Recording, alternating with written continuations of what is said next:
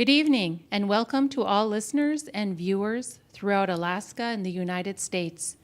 You are watching an episode of Danakanaga's Our People Speak series at the Morris Thompson and Cultural and Visitors Center, brought to you also by the Morris Thompson and Cultural and Visitors Center, Tanana Chiefs Conference, and Danakanaga.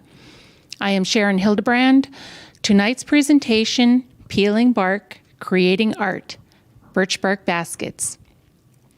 Thanks to our major sponsor, Doyon Limited. And during the evening, you can find more shows on the Morris Thompson website. And if you feel compelled to support this type of programming, there are links on there as well to show you how to support the programming if you'd like. Again, I'm Sharon Hildebrand. I'm from Nulato, where I was raised by my grandmother, Ellen Peters. I am the Village Outreach Liaison at Doyon Limited.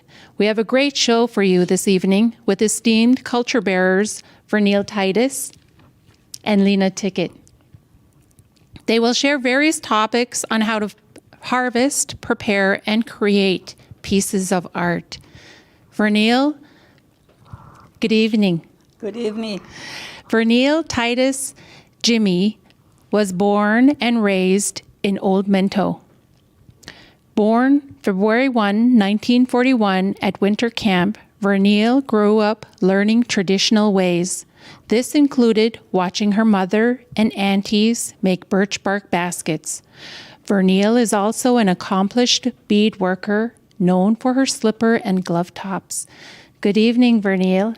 Good evening. Can you tell me a little bit more about yourself and where you're from and how you got into these sort of this artwork? Just a brief introduction, please. Okay. My name is Vernell Titus. Used to be Jimmy. I was my mom and my dad was a lead dancer. His Peter Jimmy, and my mom was lead singer for native dancing. And as I was growing up, I used to watch my mom make baskets. They never used to make baskets in Minto until they start bringing tourists, and they flew tourists into Minto from up here. And all the ladies used to have tents outdoors in the summertime, tarp overs for the rain and the sunshine, and they sit under that tarp and they make baskets. First, they go in the woods and they get birch. Then after that, they go and they get the roots out of the Tickett underground. In May, the roots is right on top, so it's easy to get. You wait till June, it sinks deeper into the ground, so it's harder to get. Same way with birch, too. In May, around the 15th, you just split it down like that with a knife, and it just peels off the tree by itself. But if you wait till in June, then it starts sticking. And if we run out of birch late in June, and we go get birch, we have to get chop a little stick about that long, make it flat. Then we chop the tree down like that all the way down. Then we put that stick in there, and we do like this all the way around till that birch come off that tree. Of course, it's already sticking to the tree. And my mom, them used to make baskets. I used to watch my mom all the time. I wonder how she do it. And I used to grab little scrap birch, and I cut just regular square birch, and I watch her, and I cut the corners. I just did it on my own. I cut the corners. Then I poke all in there, and I put, they used to use willow just to make it hold together. They make willow or roots to hold it together. So right now I use clothespin. You see that clothespin? Right now I use clothespins to hold all the birch together, all the pieces together, so we'll know how to sew it together. Very nice. Beautiful, Lena. And Vernell. So before we get into the details of making them, let's introduce your co-guest here. Yeah, and then we'll get back to how to make the baskets. Yeah, okay. Good evening, Lena. Good evening. How are you? I'm fine. Oh, good. We have Lena Tickett here, originally from Kobuk, Alaska. She's lived here in Fairbanks for the past 3 years, but would come up in the summers for many years. She worked in Kobuk as a school cook for 35 years, and in her spare time, she likes to go fishing, visit family, pick berries, and camp. Can you tell us a little bit more about yourself, Lena? I'm Lena Tickett. I'm from Kobuk, Alaska, and there's only like 100 people there. And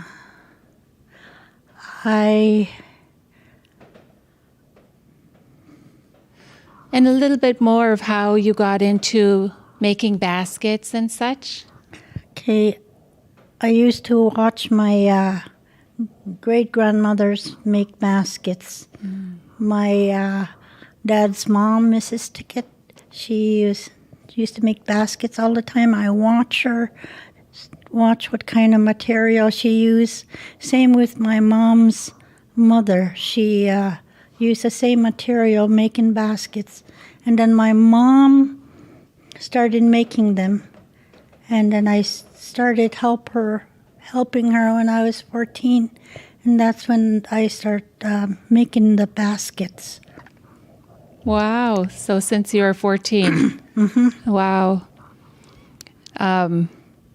So we're going to go on to some questions here, and you guys can share us some stories as you've gone along making these baskets. While we were visiting earlier, we were talking, and we were mentioning how there's always laughter going along with basket making and such, yeah.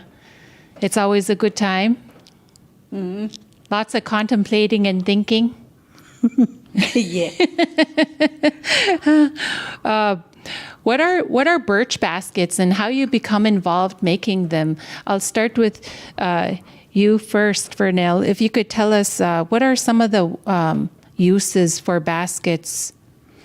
Well, when they start making, they never used to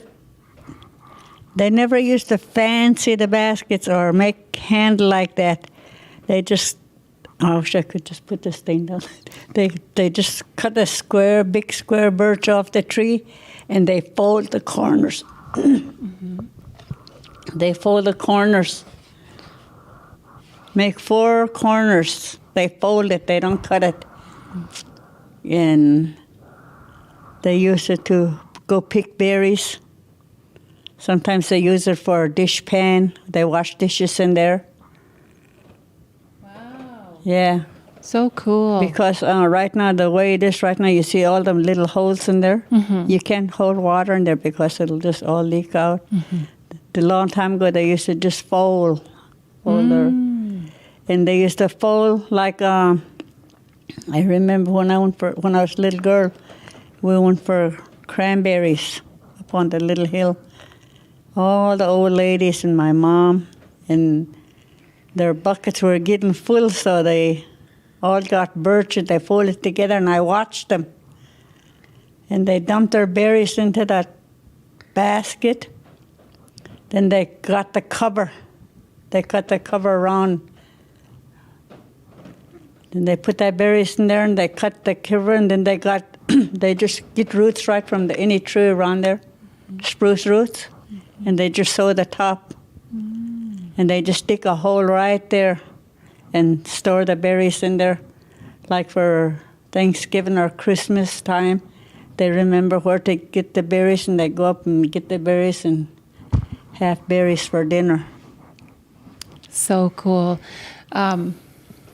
We had a lot of guests tell us stories about growing up and stuff, but I remember my grandma had one of those fridges at camp where you dig a hole and cover it. Tell us a little bit more about that. Well, even in even fish camp, people used to dig a hole in the ground to put their fish in there, right down to the permit where it's frozen yet. They put all their fish in there. Some of them, they dry them. But like the fish head, that when they save, they dry them too. But the whole fish that they don't want to cut right now, they put it in the freezer. They save it for potlatch, They put it in the freezer, they put it in the cellar where it stay cool, and when it's time to use it, they just go and get it out. Good Stay memories. just cool, everything stay cool down there. Ah, very Like cool. in springtime, or like when they catch ducks or something like that, they put in the I keep saying the ground. Just to keep cool, they do that. Wow. Lena, can you tell us some of the uses that you remember these baskets were used for growing up? My grandmas used to make berry baskets. Some of them are small and some large ones. And they would just fill them up. And when they run out of space, they do the same thing she was talking about. So, And dig a hole too? Uh-huh. Wow, so cool. Our people were so smart. They were. yeah. That's what I tell my grandsons right now, Leon and Matthew. I tell them the old elders long time ago before us, I tell them they were smart. They didn't have to go to university. It was all up here. They figured out to make canoe. They figured out to make boat. They figured out to make paddle, axe handle, all that. Just there's one certain part on what they call the lush fish, fish, little lush like, and they cook the head. If you cook the head, there you could see all the kind of shape that you could see little slit like, little canoe, little boat. That's where they figured out how to make them stuff, just by that. Wow. Amazing. They were smart people. Lena, were there other methods of use for the baskets besides berries? Some of them, when they get the sourdough, when they cook it, after it cool off, they just pour it in the buckets after they make the basket, and then cool it off, and they would put it underground too for that. And some would use it for what was it? Rhubarb. Oh, very cool. They'd cook the rhubarb and put it in. Sometimes they put it in layers with rhubarb, salmon berries, rhubarb, salmon berries. And for our listeners who are not familiar with rhubarb, what is rhubarb? It just grows everywhere. I don't know how to describe it. Is it a fruit? It's a green plant. Oh, and you make desserts with it? Yeah. Uh-huh. Very cool. Good dessert makes good dessert. Rhubarb, huh? Yeah. So you'd start plants in the baskets as well? Wow. You know they have rhubarb that they plant, white people's plant. Ours is natural, just out of the ground. And it's not round, it's just a round circle like this. And there's leaves. And you got to pick it right away. If you wait, then they dry up. It's hard to eat. Gets really And hard. they cut the leaves, dice it all the leaves up into tiny little pieces.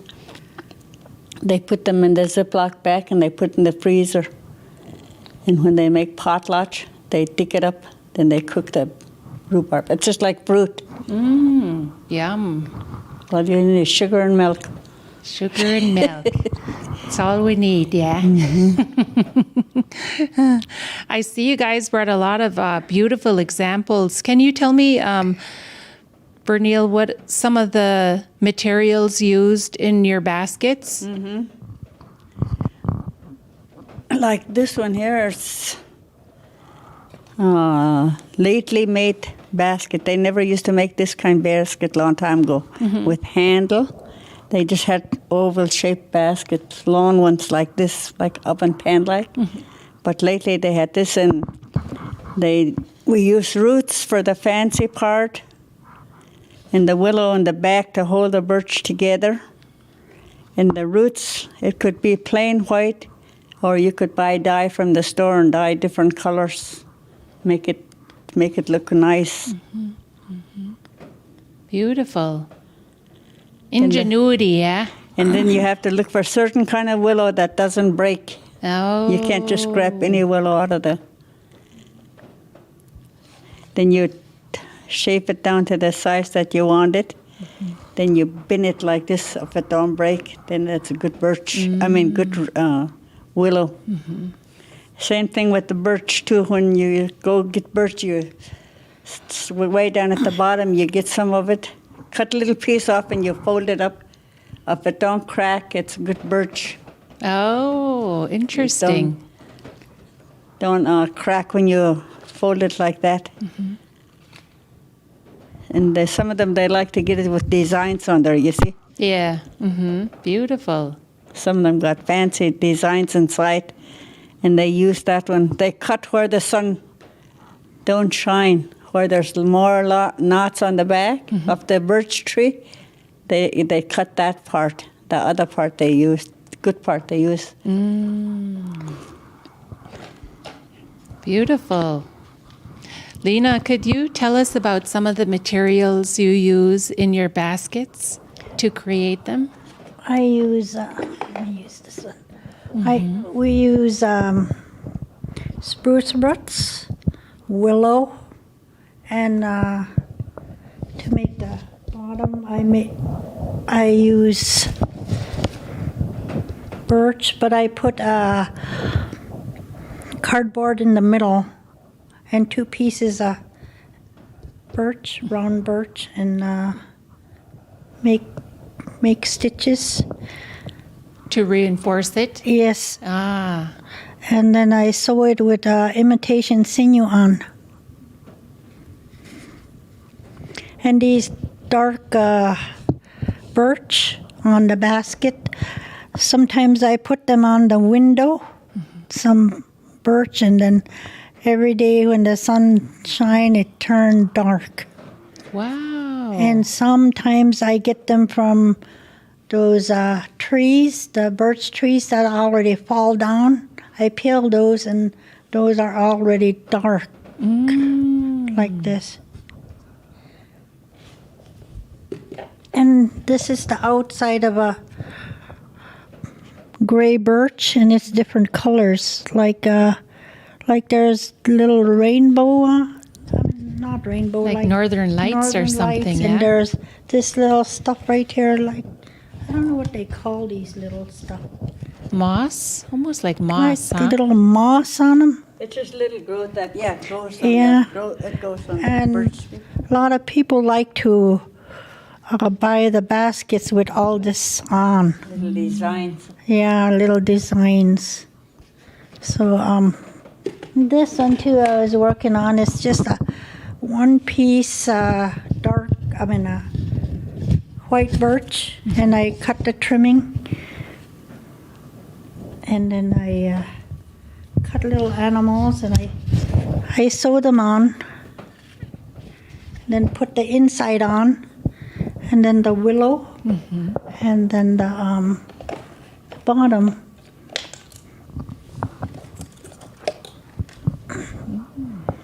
And we use 2 poke holes. Oh, yeah, smart. These are the homemade ones, and they're really nice. Mine is all homemade too. Yeah, Very nice. This part is just nailed, this part is willow. yeah. Oh. Just I tap it in there, and then after you tap it in there, just pile it till it get. You gotta get it to the size you want it. Make too much big hole? No, it's not good. This here's just right. Yeah. Very cool. Some of mine I didn't take with me are from caribou antler. Oh. Just sew a piece and just. I bet it they're has a really- good little handle on it Yeah. to hold, yeah. Yeah. Yeah. I got one like that too, moose horn, that one. All my stuff is that graft now. Cool. I teach up there Oh, awesome. whenever they call me. Anyone help you?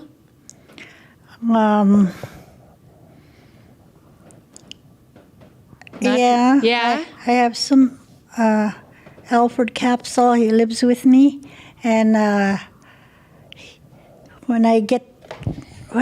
after I sew it together, he sews the strip on, and next I poke holes on the Your- bottom first. Your and- partner? Yeah, I Oh. poke holes and he stitch it. Very Wow. cool. All this stitching right there are his stitching. I just poke the holes, but I make the bottom. You gotta try to keep the stitches close so it won't get warped up. Ah, That's why we have to put a cardboard between the two birch so it won't warp. so it's a family affair, huh? Yeah. Yeah. He's been helping me for like maybe 5 years now. How about you, Vernell? Does anyone help you make your baskets? Just you? Just me. Wow. And you were telling us earlier about how the people used to come to Mento, and were you self-taught? Tours. Or were you self-taught, or others showed you how to make them? I just learn. Wow. I just learn by myself watching. Uh-huh. And then one day, I never made baskets all these years. Then about how many years ago, about 6, 7, 10 years ago, I think, when we had culture camp in Old Minto, we were staying there. All the elders stayed down there. Of course, the people from university used to go down there, and we'd take them to get birch, and we'd take them to get roots, and we'd show them how to peel it and cut it and clean it. And the willow, same thing, and then we cut out the basket, and we show them how we make baskets. And I didn't know all that until one day all the Minto peoples came up to Fairbanks for, what's that thing they call in July? They come Wheel? up, yeah, they all come up, and there was just 4 of us down there. There was Lige, Charlie, and his wife Susie, and their granddaughter, and me, and Douglas was down there, my nephew. We stayed home. And I say, gee, it's bored, nothing to do. And Auntie Susie say, make basket. And I think, basket? How am I going to make basket? There's no nothing. I tell her I had all the tools with me, but I didn't know how to make the basket. So she said, go down to the kitchen and get plate and just make round circles, she said. I tell her, okay. I tell her, but then how am I going to do the corners? And she tell me, and I tell her, okay, I know what I'll do, I tell her. So I went down to where all them old ladies had tint. Mm-hmm. And I said, I should find pattern or something there. So I went to Auntie Evelyn's tint where she had tint, and there was a bunch of birch scraps all laying down on the ground. And there was one corner just like that. One little corner with round like that. Mm. And I thought to myself, this could make a basket. I could use that for pattern. So I ran up to Auntie Susie and I tell her, I'm going to go by this and see how it turned out. Go ahead, she said, I asked her questions and she said, I don't know how to make basket. I never made basket in my life, so don't ask me. She kept telling me. And so I made the corners. Sure enough, it came out just round. And I thought, how am I going to do the corners? I figured out there a long time, and then I just start cutting. I cut 4 corners, and I baste it together. And I soak my roots in water, and I start sewing. I got all done. All day it took me just with that one big bag bigger than those there. Wow. Silver dollar basket, round basket, my first basket, and Auntie, look, this basket look good to you? I told her, she said, gee, you make good basket. You impressed your auntie, yeah? Wow. So WEO is World Eskimo Indian Olympics for our viewers out there, in case you're wondering what WEO was. So WEO happens in July. It's a display of Native events that happens usually the end of July, and it's a good celebration time for rural residents to come in because it's the end of fishing right before silvers, and so people usually come in, like Vernell was talking about, and have good time with family watching Native events. Yeah, that's what they come up for. Mostly they come up for like Indian native dancing. Native dancing. Minto was known good for native dancing. They used to travel. My mom and my dad, I remember, they used to just take off. We're going to Fort Greely, they say. For what? We're going to dance. All the Minto dancers going to Fort Greely. So that's what they did. They used to travel and dance. Fort Greely and cool. The base out here. Sometimes I wish I could just go to Clare or someplace and find a good movie, old movie that they made of them dancing. Because right now today I want all the boys in Minto to see how my dad used to dance. He was a good dancer. Lena, could you tell us a little bit about how you learned how to make the baskets? Maybe share with us with a story about you and your grandmother or your mother, how you learned how, if you can share that, please. Yeah, I watched my mom make the baskets, and then both my grandmas, I watched them. That's how I learned. And then I started helping my mom when I was 14. I started making them. And then we used to sell them and buy groceries. Wow. And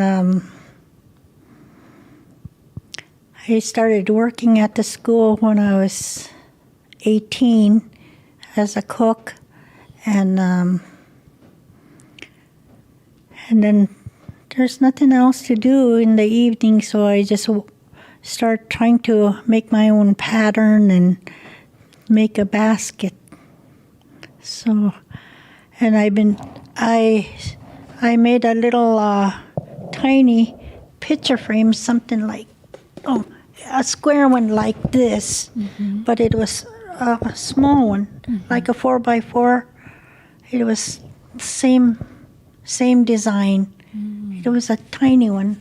So, and there's little hole on the side in the bottom. That's where you put the picture in. And then I started making the pattern bigger and bigger, and I got it to this size. And then I make these.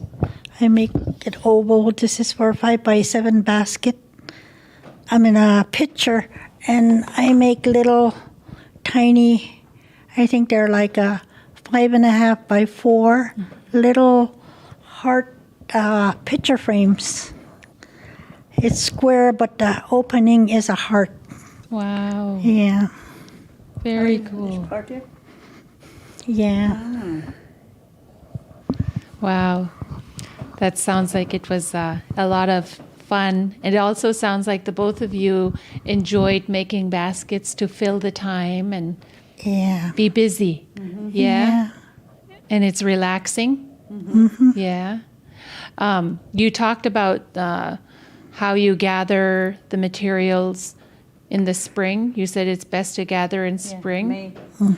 Is there a way to do it respectfully with the land? Is there a way that you learned that you're supposed to do it, or so the tree survives? Is there any way that you learn? The tree will survive because it's just that one little area we get birch. All the rest of this safe.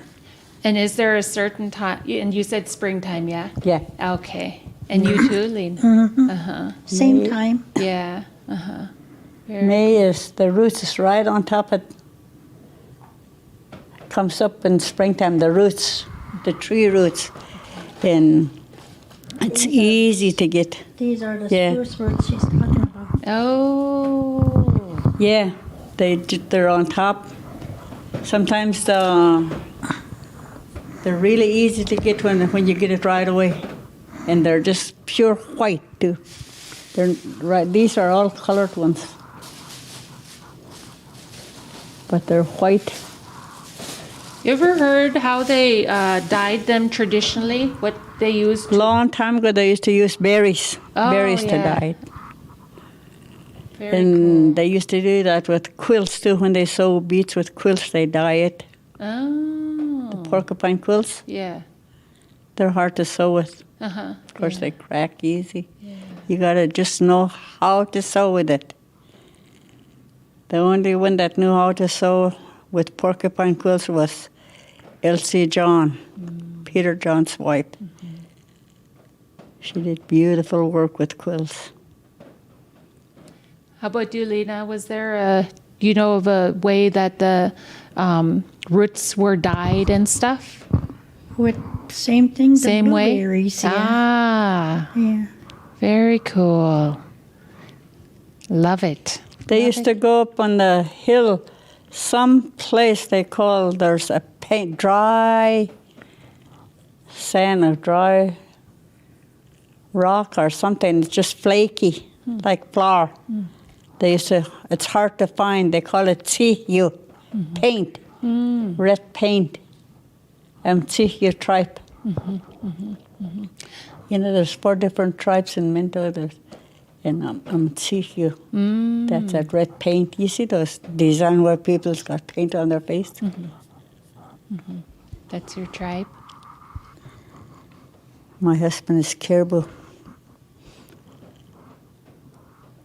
Very cool. So they used to use that to dye the fancy their canoe, their paddle, and fancy their sled with that paint.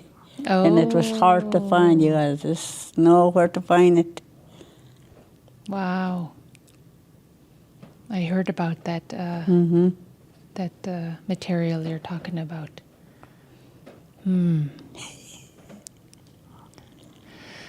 So, you showed us all your baskets, and you showed us some. What are the different styles of baskets you talked about that you'd like to share with us tonight? What are the different styles of baskets? Well, I don't have my pattern. I have all the kind of patterns at Birch Bark Basket, but these are my favorites. I like to make these here. That's why I got all these kind. Uh-huh. And these are just fancy for people like these kind. Of course, they got handle on there. Oh. And these here cost more than those other ones. Uh-huh. Those regular ones. I have some Yeah. round ones in there too. Uh-huh. Round ones like hers. Very nice. And the roots I dyed. I bought the dyer from the store.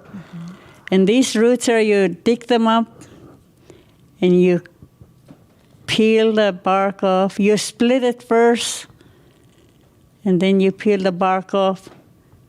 Then you cut it, make it thin. Make it even. You have to make it just the size you want it. We don't use big roots like hers, like this here.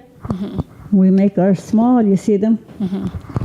Because they're easier to sew. We don't want to make big holes in our basket, so it's hard to work for roots because you have to split it, and you have to split it again. Sometimes you have to split it about 3 or 4 times to make it the size you want it.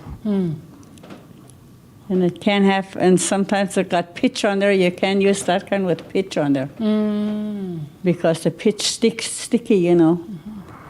And yeah, it's hard to do. I always have a hard time to get that roots. I like to get roots. I like to split it, but everybody tell me how you do it. What do you mean how I do it? It's easy. All you have to do is just watch and learn.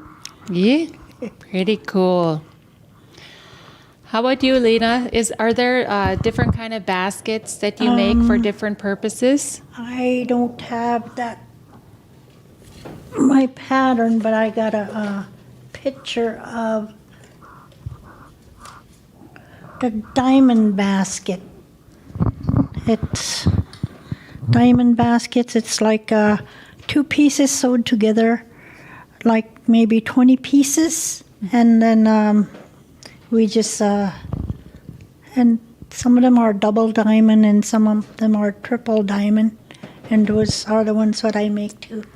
And they're mostly just people just buy them for decorations. Beautiful. I also make little ornaments for Christmas trees Oh, cool. with the birch. And I sew little animals on them, little tiny animals. That's what I make too. Wow.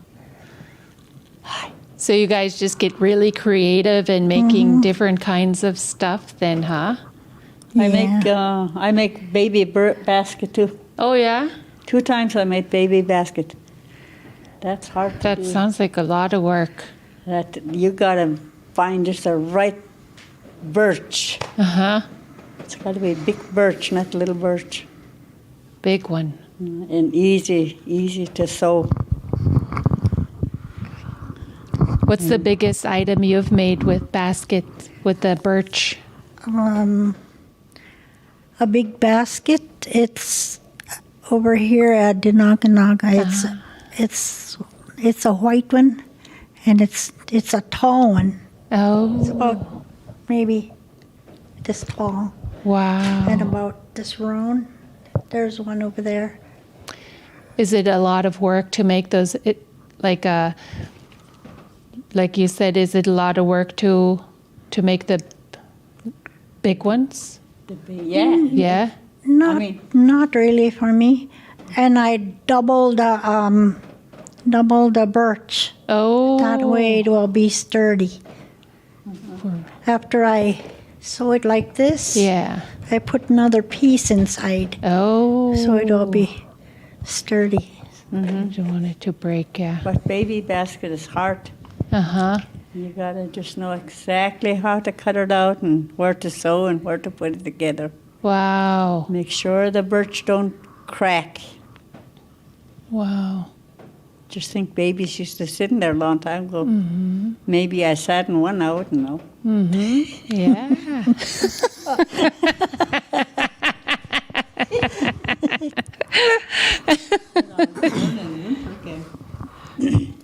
Pretty good. You guys are so tough. So, thinking about these baskets and how you made them, what's the basic steps in terms of how you make them? Maybe we'll start with you, Lena. What's the basic steps in starting to make a basket? If someone at home wants to know how, what do they do? We roll out a piece of birch, and we get our pattern and trace it out, cut it, and then sew it. And then if somebody made an order and say, I want a plain basket, so I would cut it out and use if they want the white part like this or the inside part. So they have a choice of what kind of basket they want. So, and now they want mostly moose on their baskets. Oh, so after you cut out that piece of birch, then what do they do next? We sew the basket together, the piece together, Yeah. and then we soak the roots I think overnight, sometimes longer, and then we get willows and make sure they're not really dry and split the willow in half. Wow. So you kind of prepare months. And do you put them together in the winter time as an activity and gather the materials in the summer? How does only it work? summertime is when we gather the material. Very good. Who gets you the material and stuff? And if someone wants to know, or if someone wants to start making a basket, is there anything they should look for when they're in the woods? Some straight trees with no branches on it. Okay. That makes sense. And then they have to find a good mossy area for the spruce roots. It's easier to get it when it's moss, Okay. mostly moss. And then how do you make sure the willows don't get too dried out?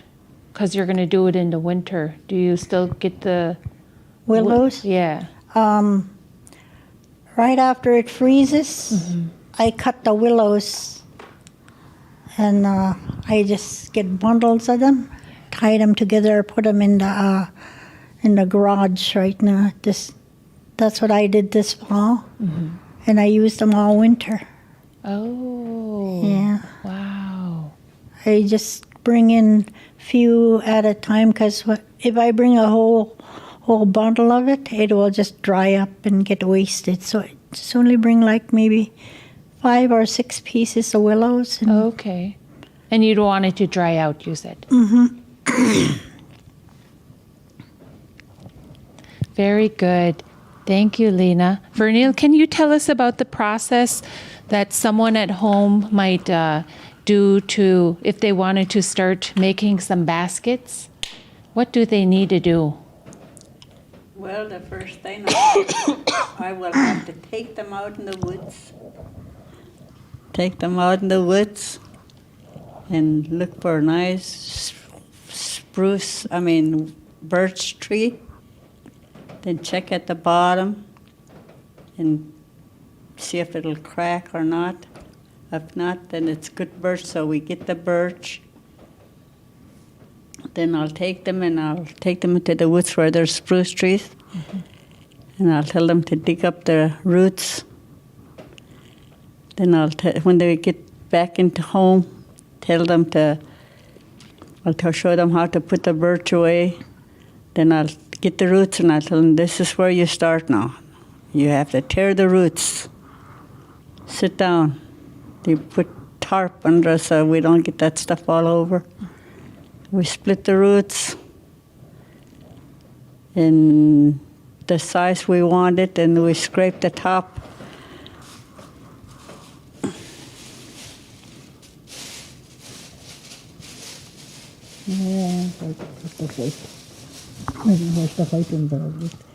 We scrape the top, and then after we do that, we roll it up like this here, whole bunch. Then we put them through the piece that we tear from the roots.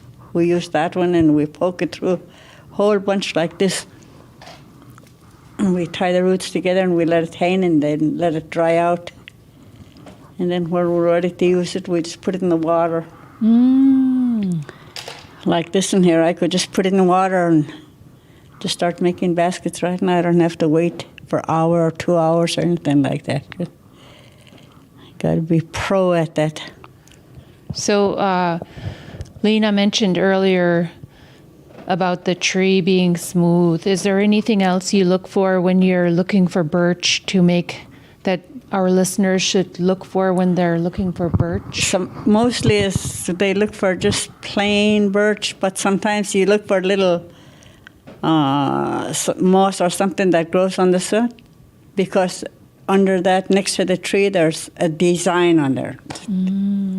So they look for that kind too, mostly. Wow. Like some of my baskets see those little designs in there. Like that. Beautiful. So is it a long process as well? Do you gather in the summer as well, and then you put them together in the winter as activity, or what's your process? I never did ever try to make baskets in the winter because I know it's hard to do with the willow. Because the willow dries up fast. The roots is okay, but the willow, So I never tried to make basket in the winter. My mother-in-law used to make basket in the winter time because she just knew what to do, you know. She, like, she'll bring the willow in, then she'll put it in the big barrel put it inside and let it soak a little bit, and then she clean it and scrape on it till she get it to the size you want. Like this round piece here. Yeah. She'll get it that size. See all these little designs? They look for that kind too. Wow. This is what she's talking about. Oh. The design on the birch, Outside. of the birch. Beautiful. The little, sorry, like this. And sometimes there's like green moss on them. Like this. Oh. And that's what the buyers look for, this. Wow, beautiful. Yeah. And this always sew my bear on. Beautiful. You guys are so creative. So we're nearing the top of the hour, and Vernell, I was wondering, what's your favorite memory of making baskets? To watch all the old ladies sit under the tarp in the summertime. I could just imagine them right now. Nice, hot, bright sunshine, and they got tarp up, canvas tarp. They don't use plastic tarp. And they all sit under there, busy making basket, roots all over they sit on big tarp, so they try not to let their roots and scraps get all over. Of course, they just keep it one place. They say if it get all over, then you'll just forget about making baskets, and you don't want that to happen. So even when I sew beads, I save all my thread and put it to one place. I don't let it go all over the floor. Yeah. My mother-in-law told me if you do that, then you'll quit sewing. You wouldn't want to go back to sewing. It's the same with the roots. When you scrape these hui, we call them hui. When you scrape them, like you make a point to it and get all over the ground, then you just, at the end of the day, you just put it all together and put it in a little bag or something. Don't let it get on the ground. Don't let it get all over the floor. They used to take care of their stuff when they do things like that. Elders, old ladies. That's and I still do that. I still watch my thread and my scraps of baskets so I don't get all over. Beautiful. I love it. How about you, Lena? What's your favorite memory of basket making? Grandma's telling me a story Yeah? about long ago. All kinds of stories they used to tell. And I just remember one, my grandma, Mrs. Tickett, my dad's mother, she told me that one day there'll be a sickness that come in to the whole region, and people will start bearing their own. And I thought about it a couple of days ago, and this is what she was talking about, this pandemic that come in, because she said they won't even have funeral. They'll just go bury their own families. She told me that, and it just come true. Yeah. Just like that big flu epidemic they had a long time ago. Yeah. My father-in-law, he tell a story. He said he worked in Lina. So they had to bury them just on top of each other. No coffin, no nothing. They just wrapped them up in tarp and just throw them in the cellar. They had to shoot all the dogs. Nobody to take care of dogs. Everybody was dying. That big flu epidemic they had a long time ago. Yeah. So So just thinking back of your memories, it was the stories with your grandma and her sharing stories of long time ago. That was Yeah. your favorite memory. Yeah, and both of my grandmas used to tell me, treat people, and if you meet people, you treat them how you want to be treated. Say, talk to them and be friendly. And that goes a long way. I got a lot of friends all over. Beautiful. I love it. Well, thank you both for joining us this evening. It's been a great show, and we're going to ask you, and we just thank both of you for being here this evening and sharing all your wisdom this evening and sharing stories especially. And thank you all for tuning in and spending time with us this evening. Thank you to Doi Unlimited that we can put together these programs that are put on by the Morris Thompson Cultural and Visitor Center, Denakanaga, and Tanana Chiefs Conference. I'm Sharon Hildebrand. Masi.